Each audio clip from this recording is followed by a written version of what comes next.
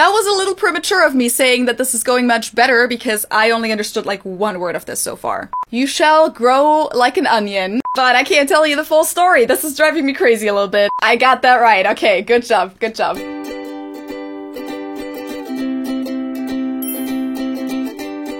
Hallo, Servus, and welcome back to my YouTube channel. My name is Feli. I'm originally from Munich, Germany, which is actually where I am right now. I'm visiting for Oktoberfest, but usually I live in Cincinnati, Ohio, and I moved there in 2016. During these last 6 years in the US, I've actually had more encounters with the German language than I ever expected. Whether it's all the German inscriptions on buildings in Cincinnati that stem back from when parts of the city were completely German back in the 19th century, or hearing Americans casually use German words like Gesundheit or Doppelgänger or Spiel, like I talked about in this video. Recently, I checked out a few German dialects that developed among immigrant groups in the US and that have survived to this day, particularly Pennsylvania Dutch, which is what the Amish speak, and Texas German, that not a lot of people actually know about. You can check both of those videos out up here and see how much I was actually able to understand as a German native speaker. And many of you wanted me to do the same thing with Yiddish, so I'm gonna do that today and react to clips of people speaking Yiddish, and I guess I'm gonna find out if I, as a native German speaker who has no connection to Yiddish outside of the fact that my first language is German, can understand them. And of course, I would like to invite you guys to guess along with me as well. But before we get into that, let's talk about what Yiddish even is. Now, there's a lot of research on this, and there are a few different versions of the exact history. Each one of those is very complex, so we're not going to get into that too much, but here's a brief summary. So Yiddish simply means Jewish in Yiddish, which by the way already sounds kind of similar to the modern German word, which is Jüdisch. It's a West Germanic language, which belongs to the family of Indo-European languages, and it's a little over 1,000 years old. Here's a good overview of how the different West Germanic languages are related. Yiddish is the language of Ashkenazi Jews, so Jews from Central and Eastern Europe and their descendants, and it's a mix of medieval High and Middle German. Some sources even say that it started out as a German dialect, Hebrew, Aramaic, as well as elements from Slavic and Romance languages. It's officially written in the Hebrew alphabet, and along with Hebrew and Aramaic, Yiddish is considered one of the 3 major literary languages of Jewish history. Traditionally, Hebrew was the language of the Bible in Ashkenazi societies, Aramaic the language of learning, and Yiddish was the language of everyday life. The origins of Yiddish go back to the 9th and 10th century, when Jews from France and Italy began to migrate into the German Rhine Valley, where they started adapting the version of German that was spoken there at the time into their own language of Hebrew, which led to the creation of what today is known as Western Yiddish. In older literature, you'll also sometimes see this language referred to as Jiddisch-Teutsch, meaning Jüdisch-Deutsch. Jewish German. Throughout the time of the Crusades and the Plague, a lot of Jews then started migrating east into the territories of Poland, Lithuania, Ukraine, and other countries where they added the Slavic elements to their language. This newer form of Yiddish is generally referred to as Eastern Yiddish, which is also the category that most of the Yiddish that is still spoken today falls under. It's important to note, though, that there are countless different Yiddish dialects, even within Eastern Yiddish, and even though they're a minority, there are still a few speakers of Western Yiddish left as well. In the 19th century, Yiddish was actually considered to be one of the world's most widespread languages because it appeared in almost all countries that had a Jewish population. And right before World War II, it's estimated that there were about 11 to 13 million Yiddish speakers in the world. Today, that number has dropped to under 1 million, making Yiddish a language that UNESCO has classified as definitely endangered. According to an estimate from the Rutgers University in 2021, there are currently about 600,000 Yiddish speakers, with most of them living in Israel, the US, and different European countries. One of the main reasons for this huge decline over the last century is, of course, the mass murder of Jews during the Holocaust. About 85% of the approximately 6 million Jews that were killed were Yiddish speakers. In addition to this, Jews that moved to Israel after the war were pushed to speak Hebrew instead of Yiddish by the early Israeli authorities.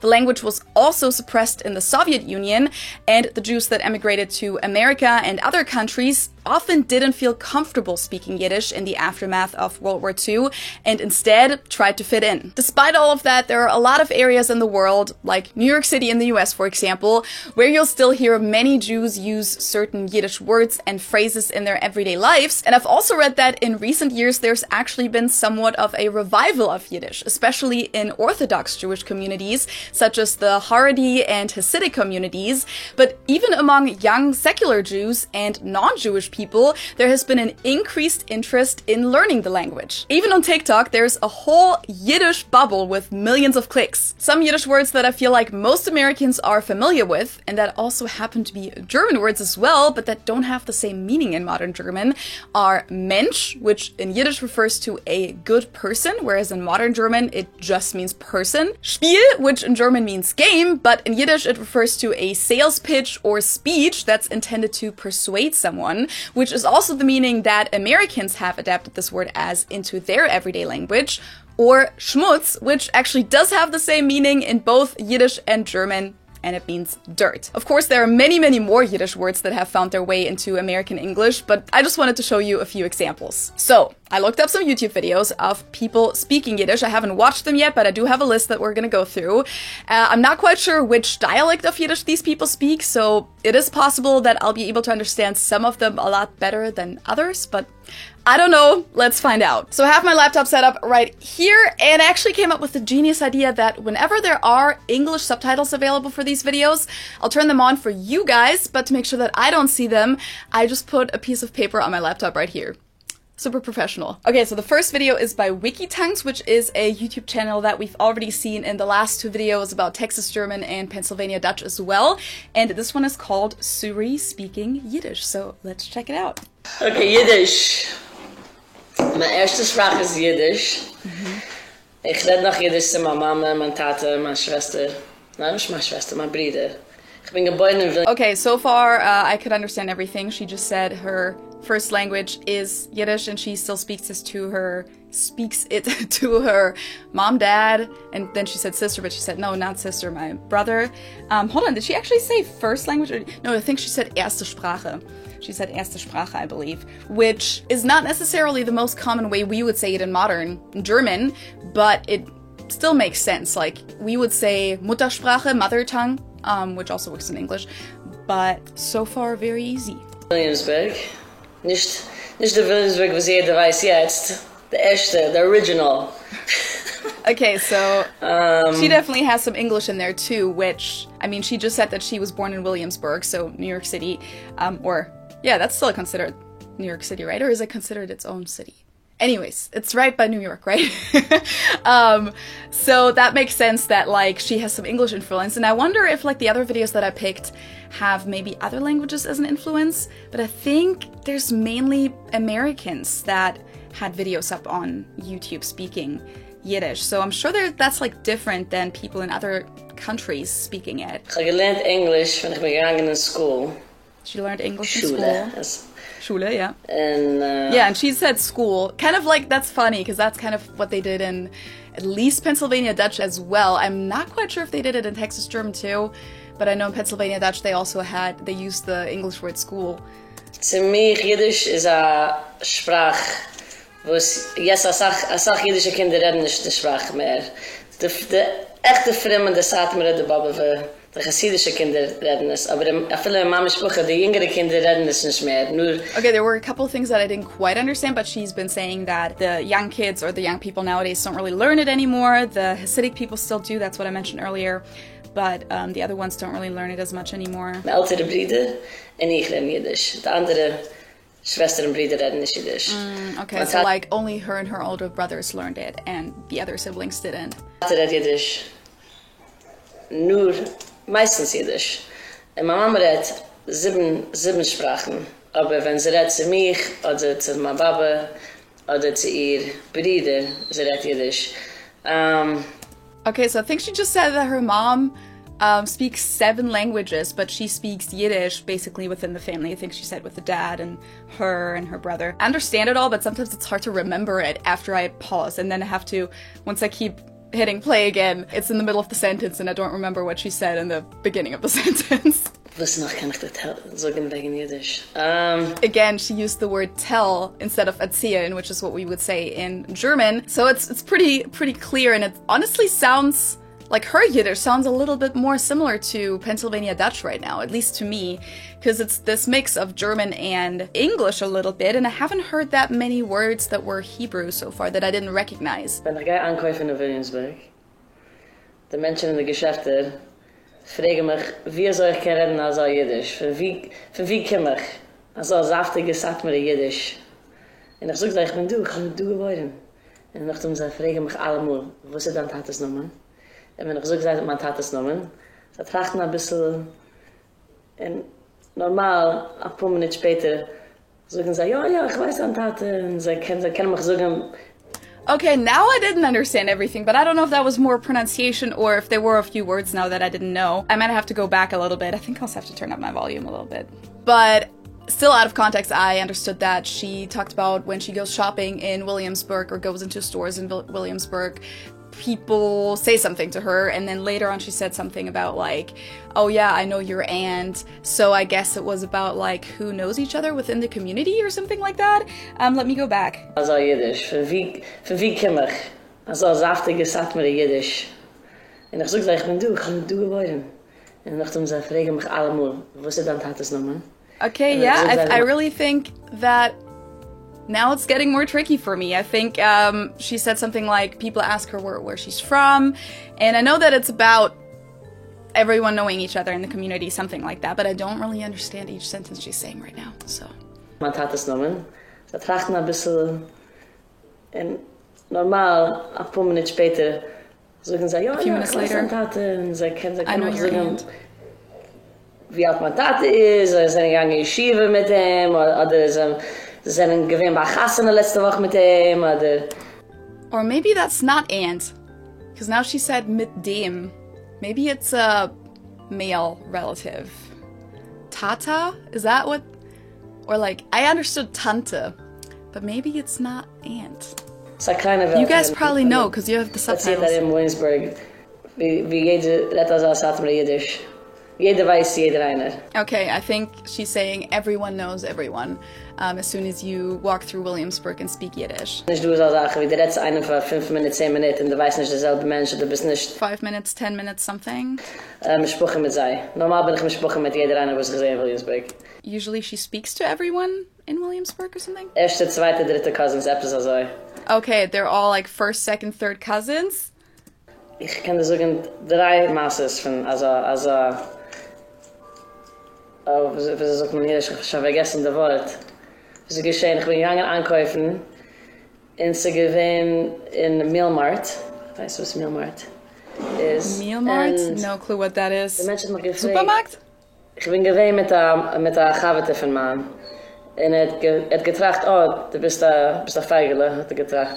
Hat er gefragt. Okay, I think maybe Mealmart is like literally meal, like the English word meal? I don't know. I will tell you this, like, this is much harder than the other 2 languages. Like, than Pennsylvania Dutch and Texas German. So far, at least with her. I don't think I'm gonna finish the entire video because I want to get to the other videos as well and I don't want this video to be an hour long. But right now, I can really only, like, pick up little fragments here and there. Like, I know that she just said something about, like, the other person thought, like, gedacht something, but I can't really pick up all the details. So, this really feels more like when I was in like 6th grade and listened to an English conversation. Ich dachte, das ist lieb meidlich. Aber ich habe lieb alle Menschen. Something all people? Das kann man nicht verstanden. Aber es gewesen sei, geht es mir, es ist gewesen gemein. Und mir gefragt, was ist dein Name? Der letzte sagt Jiddisch, von wie bist du? Ich sage, ich bin von du. Hat gesagt, was ist dein Name? Habe ich gesagt, was ist dein... Okay, so like, I understand like people are saying something and what's your name? But I can't tell you the full story. This is driving me crazy a little bit. Tates Namen. Habe ich ihm gesagt, hat getracht in Cheshben in seinen Kopf. Father's name? Habe gesagt, was machst du Cheshben? He like thought about it and was like thinking really hard and I think she just said, was macht dein husband? So like, I want to say that was a mix of German and English. Like, what is your husband doing or something like that? But could be completely off. You guys know more than me because you have the subtitles. This is really just a laughing at me thing right now, I think. Dus ich bin gewesen in Camp mit deiner Tate 45 Jahre zurück. Ich habe gesagt, ja. Ich sage, ja. Es gewinnt gerecht, weil er hat mir gesagt, Sachen wegen meiner Tate, was stark gewinnt gerecht. Aber gesagt, hast du gesehen, seit damals? Something I think about, they laughed about something, and like something 40 years ago. Ich sag, ja, Chassanes, Simches. Das ist das erste Geschäft. Noch ein zweites Geschäft, selbe Sache. Okay, that I understood again. That was the first store, then the second store, the same thing. Der Mann hat mich gefragt, von wie ich komme, habe ich gesagt, Williamsburg, gesagt, hat das Nummer, habe ich ihm gesagt. Man asked where she's from, and she said Williamsburg, and they asked for, again, I don't know what Tata or whatever she's saying is. Maybe it's father, maybe it's grandpa, maybe it's aunt still, but I don't think it's aunt, I think it's something male. What's his name? So, ich dachte, oh ja, die ist gewohnt du auf der Gas. 30 Jahre zurück. Ich sag, ja, danke. Gerecht.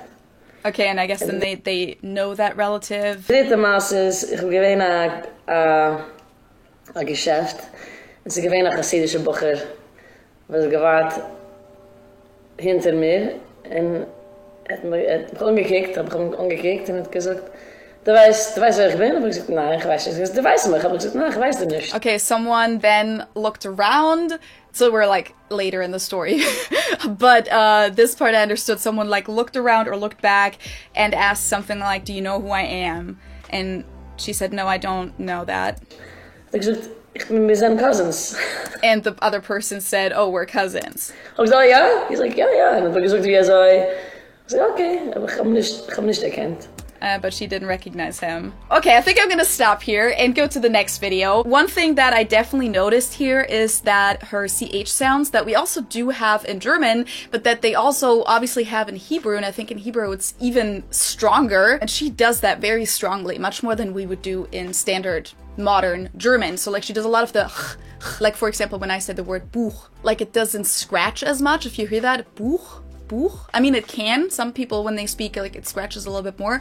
But hers is very, like, if that makes sense. Which is not, like, trying to say that that's ugly or anything, but I noticed that even when she uses German words that stem from German, that she does that a lot, and I'm very sure that that would be the Hebrew influence. Next up, we have this video called Can Germans and Yiddish speakers understand each other? Which is basically what I also want to find out in this video on the YouTube channel Bahadur Alast. I totally butchered that name probably, but that's the channel, and it seems like a really cool idea, and he does this with a lot of different languages on this channel. So we're gonna do a few short sentences. So Pinchas, if you are ready, you can go ahead and read the first one. I'm gonna actually start with the easiest one. This one has no Hebrew at all, because I know Hebrew as well, so I know which words come from Hebrew in Yiddish. Yeah. So this one, good. There's no Hebrew, so I'm actually curious if you're going to be able to understand everything. Hopefully. It's an expression. Yiddish has a lot of very interesting expressions. So his expression is like this. A Mensch tracht und Gott lacht. Okay, that sounded to me like he said, ein Mensch kracht und Gott lacht. So it's here in Hebrew alphabet, so I can't really read that.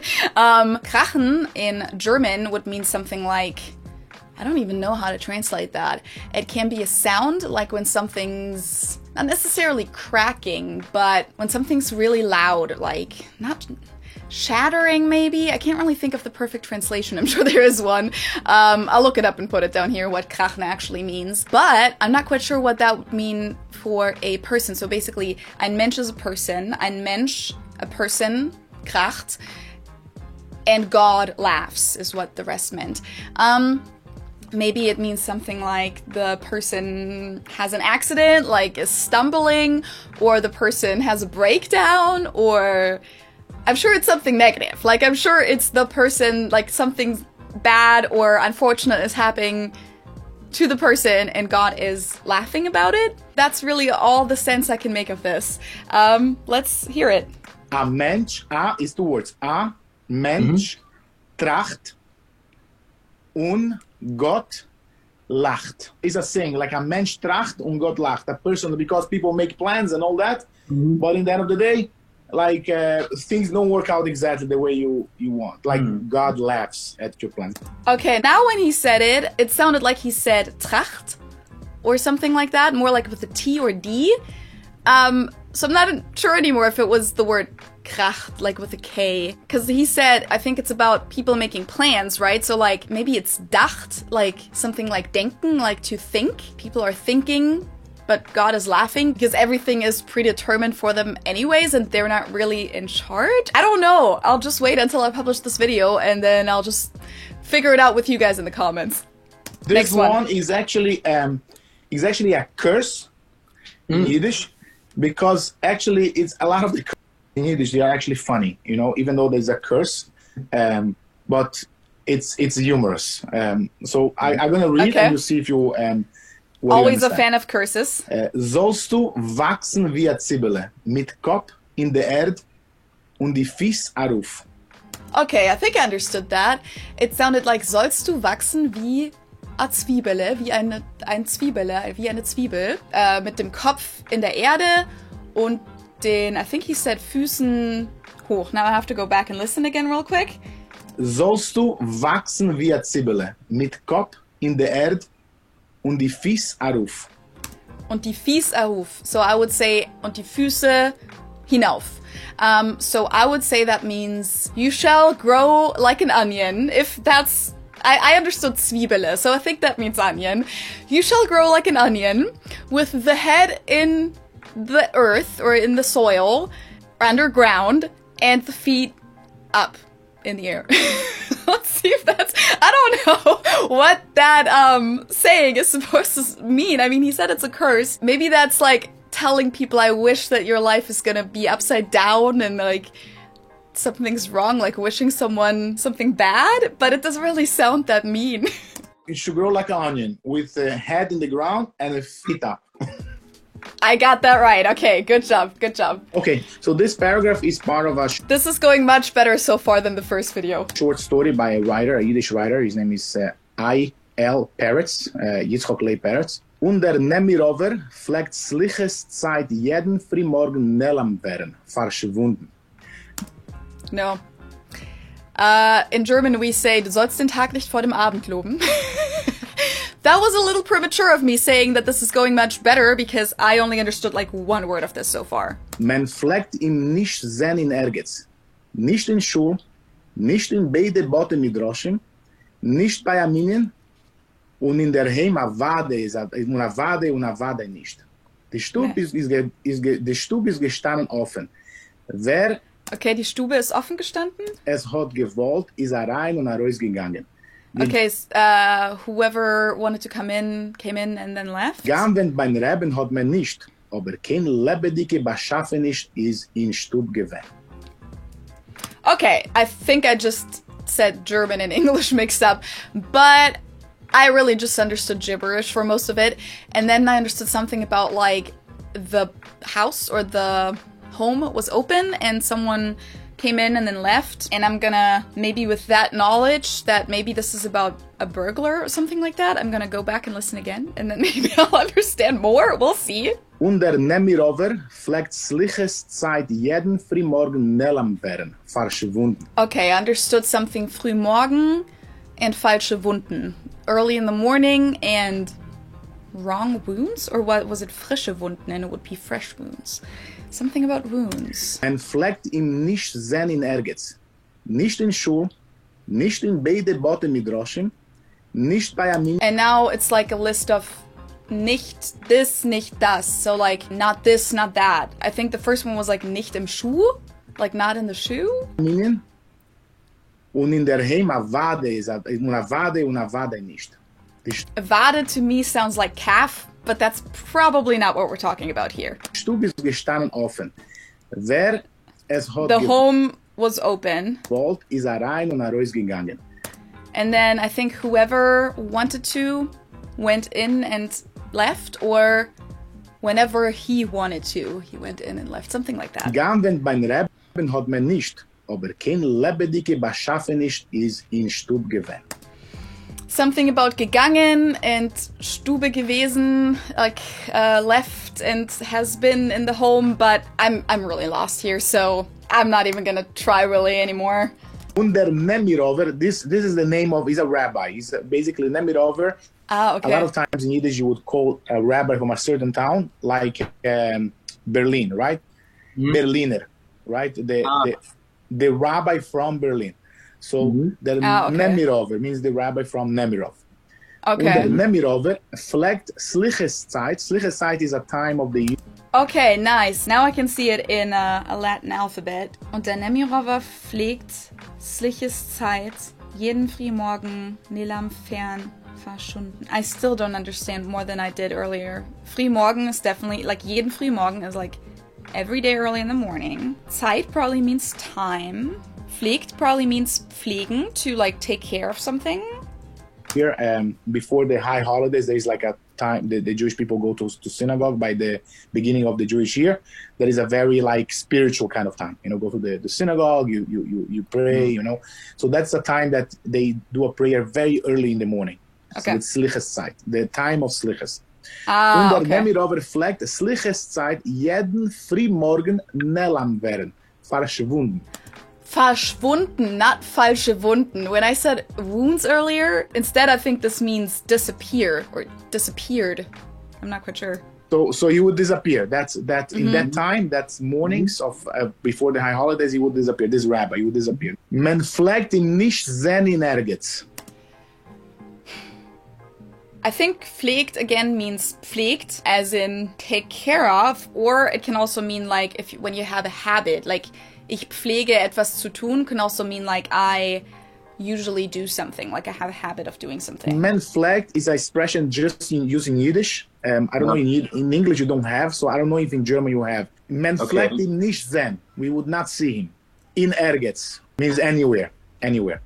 Okay, nicht Ehrgeiz. No, I can't make the connection to a German word with Ehrgeiz, but I think maybe that then comes from pflegen in the sense of like having a habit, like, because in English I think that's what he just said. He translated it to you would not see him, and I think when in English you guys use would in the past, this means like always, like it translates to something that would happen regularly, right? So I think that's the connection there with pflegen, but I'm not 100% sure.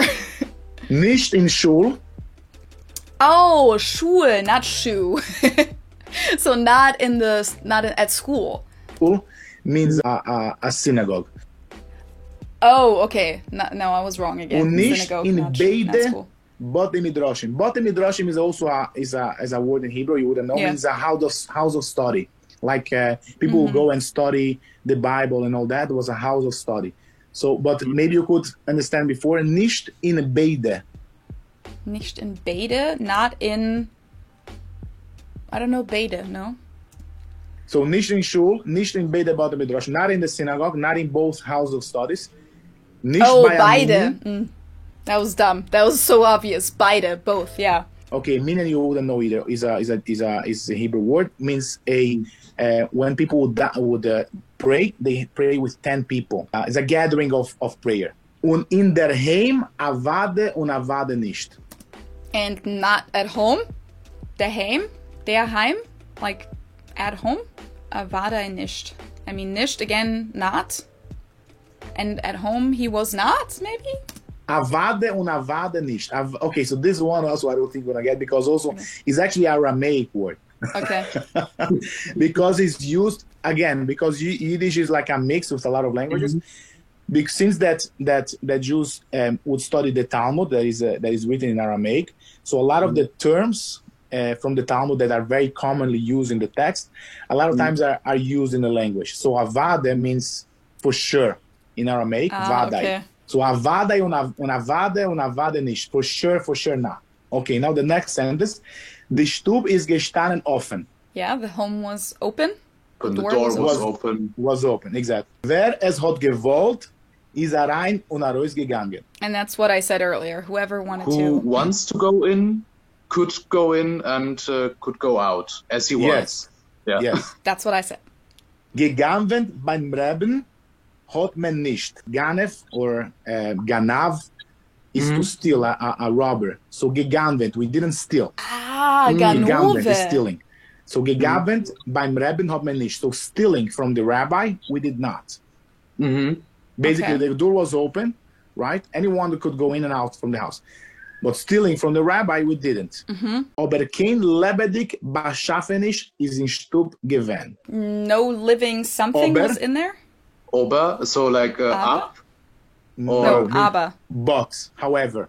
Aber. In German, it's Okay. aber. Yeah. Kein lebendig beschaffenis. So, kein lebendig beschaffenis, no living creature, Oh, is in okay, Stub creature. gewesen. Yeah. Okay, I understood most of Was that in last the part. house. Yeah, you got it. Yeah. Okay, so the first two were really easy, and then that last one really got me. But as he said, there was a lot of Hebrew in there and Aramaic, so it makes sense. But also, I mean, this was like not really a standalone sentence. It was out of a story, out of a short story, he said. So I feel like that would be a little bit more difficult to make sense of out of context. But yeah, I think I stick with my opinion saying that Yiddish is so far the hardest language of these three that I've reacted to. So I really cannot understand a lot of this. Okay, next up, another video from Wikitongues called Matt Speaking Yiddish. Let's check it out. Aleichem, ich heiße Pesach Michael.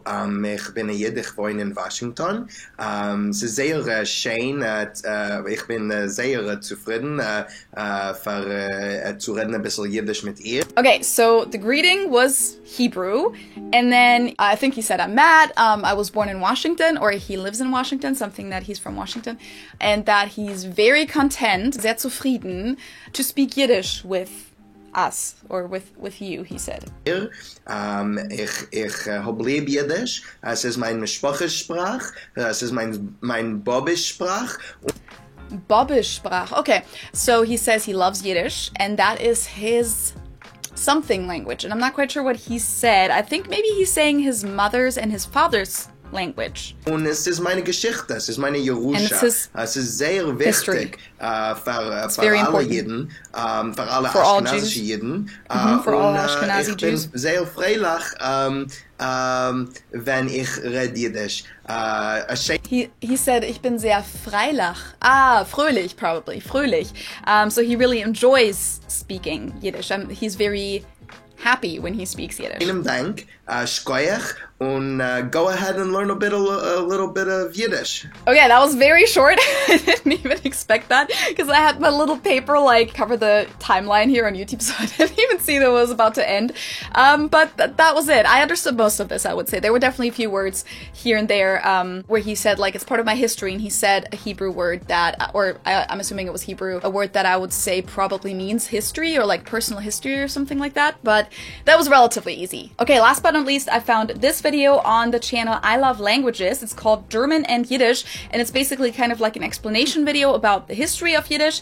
And then there's this part where there's a text that's being read in Yiddish, German, and English, and I'm kind of assuming maybe that's more like of a standardized Yiddish. I'm not quite sure though, so like if you guys speak Yiddish, let me know in the comments, because it doesn't really say here like who is reading that or who translated that or who wrote that. I'm just gonna use my paper and cover the English and the German parts, and then we'll see how much I can understand. I'm gonna have to look up real quick what this text even is, because it's something official. Okay, so Googled it, and apparently this is from the Universal Declaration of Human Rights, which I'm pretty sure is originally in English, right? So let's listen to a few of these things. Jeder Mensch wird geboren frei und gleich in Kuwait und Recht. Jeder wird Okay, jeder Mensch wird geboren frei und gleich in something und Recht in, I'm trying to think, not quite sure. So every person is born equally and free and equally in something and rights. beschenkt mit Verstand und Gewissen. Jeder wird beschenkt mit Verstand und Gewissen. Everyone is gifted with brains or a mind and a conscience. Jeder soll sich führen mit der Zweiten in ein Gemüt von Bruderschaft. Jeder soll sich fühlen in der zweiten, I have to go back and read that. Jeder soll sich fühlen, or führen, mit a zweiten in a Gemüt von Brüderschaft. Gemüt von Brüderschaft. In a brotherhood. Everyone is supposed to, or shall, feel like they're a part of a brotherhood? Something like that. I don't know how interesting this is for you guys. I'm gonna do one more, and then I think we'll just wrap it up. Jeder ist berechtigt auf die alle Rechte und Freiheiten, wo stehen geschrieben in Ort der Deklaration. Okay, jeder ist berechtigt. The good thing is that I can also read it here. Jeder ist berechtigt, but actually it's easier for me to hear it. Auf alle die Rechte und Freiheiten, was stehen geschrieben in der Erklärung, Deklaratio, I'm assuming declaration. So everyone has all the rights and freedoms that are written down in this declaration. Nicht geguckt, auf was nicht ist Unterschied, soll sein Volk, Hautfarbe, Luschen, Religie, politische oder andere Gedanken, Nationalität, Kultur, Vermögen, Geburt oder was nicht ist, anderen Status. Okay, that part's a little bit trickier. I can tell that this is supposed to say, like, every human has the rights to this, no matter which color of skin, religion, political or other thoughts, nationality, culture, Vermögen is probably Vermögen, so like, money or, gosh, I can't, wealth? I can't think anymore. Like, I can't come up with English words anymore. Geburt, birth, or Vosanit is anderen Status, or any other status. I'm not quite sure what Ishun would be, or Ishun, I'm not quite sure how you pronounced it. And then Geburt, birth, I don't know if that means like where you're born, but it's very interesting for me to see it written down because it's very clear that it's spelled very differently than standard German. A lot of Y's, a lot of Z's instead of S's, Y's also instead of J's, like jeder, for example, that first word right here. That's the same in German, but it's spelled with a J because jeder, that's how we pronounce that. And then some sentence structures, like for example, this first sentence, jeder ist berechtigt auf die alle Recht und Freiheiten. Like that's definitely a grammar structure that wouldn't really make sense in German, but I can still understand it.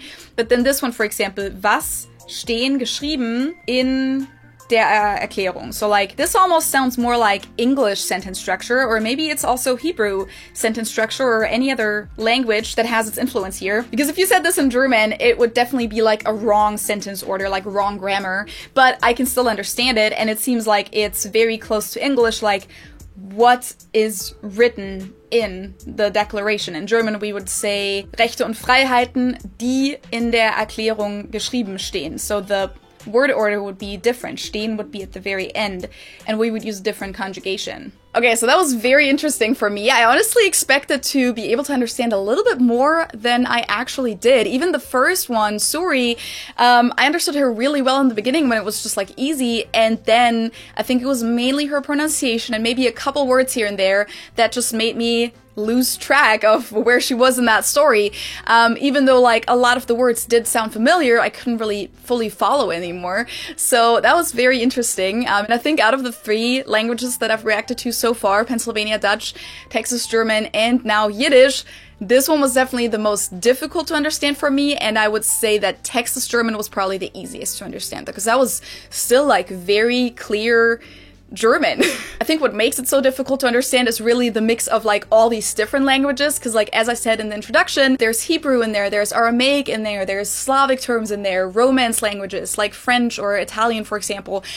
So I think that just makes it so much harder compared to Pennsylvania Dutch, which mainly has a regional dialect from Germany mixed with English, or Texas German, where it's basically also the same, like English mixed with a certain regional dialect from Germany. And those 2 languages also don't go back as far as this one. I mean, Pennsylvania Dutch does go back a few hundred years, but Jewish goes back like 1,000 years, so I think that's also just a whole different story. In terms of like differences to the German language, it's really hard to like pin that down because most of it was just like when it wasn't a German word, but I definitely noticed the like sounds that I mentioned earlier, and then I did notice when they said things like für, for example, where we have the umlaut U, I heard them say vier with like an E sound instead. Vier instead of für, which is actually something that they did in, I want to say, both of the other languages as well. So that just seems to be like a very natural transition when you don't really have a lot of languages around you that use the umlauts, that I think you just make the umlauts something else, like another sound that is most similar to it. By the way, while I did my research for this video, I stumbled upon a really interesting article by DW, Deutsche Welle. I'll put put that in the info box for you guys, about expressions in German that actually have Yiddish roots. And when I looked at those, I was totally surprised, and I think that most of us probably have no idea about this. One of them is actually Ganove, so meaning like a thief or a criminal, which is a common word to use in German. And it's funny because he actually ended up saying that in his one example, the guy from the Zoom call, but I think it was used as a verb in his example, but it was related to this word, I believe. So Ganove, then we have Knast, which in German is a colloquial term for prison. Abzocke, I don't even know how to translate Abzocke, being ripped off, but it's a noun, a rip-off. Zoff, which is a colloquial term for a fight, an argument. And the last one is Tacheles reden, which means like Klartext reden. That's just another German expression. How would you say that in English? Like being honest, getting to the point, not beating around the bush, being straightforward. I don't even know how to translate this into English, but that last one, Tacheles reden, is like the only one where I think I would have guessed it, but the other words, I definitely had no idea. So I'll put the link to that article in the info box below if you want to read more about that. I really hope you guys enjoyed this video. I definitely did. I thought it was very interesting and I learned a lot. Let me know in the comments how much you guys could understand and what your language background is. Maybe you do know some Hebrew or like a Slavic language and maybe that helped you a lot. And also if there's another language or dialect that you want me to do this with, that you want me to react to and see how much I can understand, put your suggestions in the comments as well. If you like my channel and watch my videos regularly but are not a subscriber yet, then I wonder why not. You can just go ahead and click that subscribe button for free. And if you also want to be notified whenever I upload a new video, you can also activate that little bell. Of course, you can also find me on social media, on Instagram, Facebook, and TikTok. And if you want to support me and my channel, you can do so on Patreon. Join the Patreon family on Ko-fi.com, where you can just send me like a tip for a Ko-fi for a coffee, or a beer for Oktoberfest, for example. Or you can also support me with the super thanks button here underneath the video on YouTube. And I hope I'll see you next time. Tschüss!